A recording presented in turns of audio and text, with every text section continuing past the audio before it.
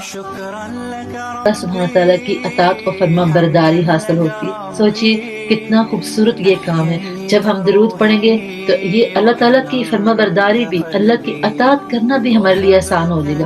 ہم کتنا اس چیز میں تھکتے ہیں، اللہ تعالیٰ کے حکم کو ماننے کے لیے شیطان کتنے ہرڈل ڈالتا ہے، کتنی پریشانیاں ڈالتا ہے، لیکن جب ہم درود پڑھتے ہیں تو یہ کام بھی ہمارے لیے آسان ہو جاتا ہے۔ دوسری چیز اس کے بعد دیکھیے کہ جب ہم درود پڑھتے ہیں تو اللہ سبحانہ تعالیٰ کے ساتھ ہماری موافقت، ہمیں اللہ سبحانہ تعالیٰ کے ساتھ درود میں موافقت حاصل ہوتی ہے۔ اس کا مطلب کیا ہے کہ ہم اس کام میں شامل ہو جاتے ہیں جو اللہ سبحانہ تعالیٰ بھی کر رہے ہیں۔ اللہ اکبر کبیرہ۔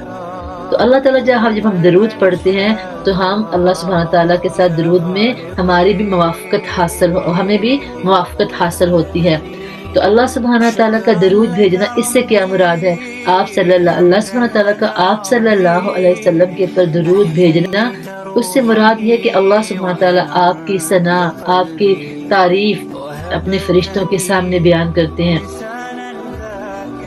آپ صلی اللہ علیہ وسلم کے شرف کو اپنے فرشتوں کے سامنے بیان فرماتے ہیں، آپ صلی اللہ علیہ وسلم پر رحمت بھیجتے ہیں۔ تو یہ اللہ کا درود بھیجنا ہے۔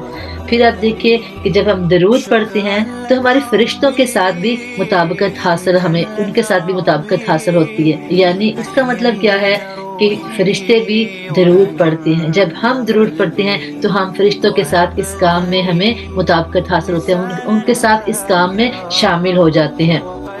کہ جب آپ درود پڑھتے ہیں تو فوراً کنیکشن دیکھیے کہاں کہاں مل جاتا ہے۔ دنیا میں ہمیں کتنا شوق ہوتا ہے کہ ہم کسی بڑے کے ساتھ بیٹھیں، کوئی ایسا کام کریں، کسی ایسی مجلس میں جہاں کوئی بہت مشہور اور بہت بڑا انسان بیٹھا ہو۔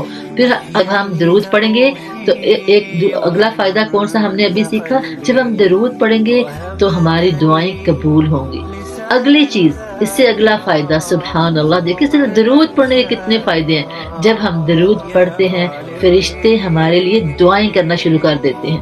تو درود جو ہے اس کے اتنے ڈھیر سارے فائدے ہیں۔ ابن القیم رحمہ اللہ فرماتے ہیں درود شریف پڑھنے سے انسان کا دل زندہ ہوتا ہے، اس کے غم دور ہوتے ہیں، اس کی زندگی میں برکتیں آتی ہیں، اس کو بیماریوں سے شفا ملتی ہے۔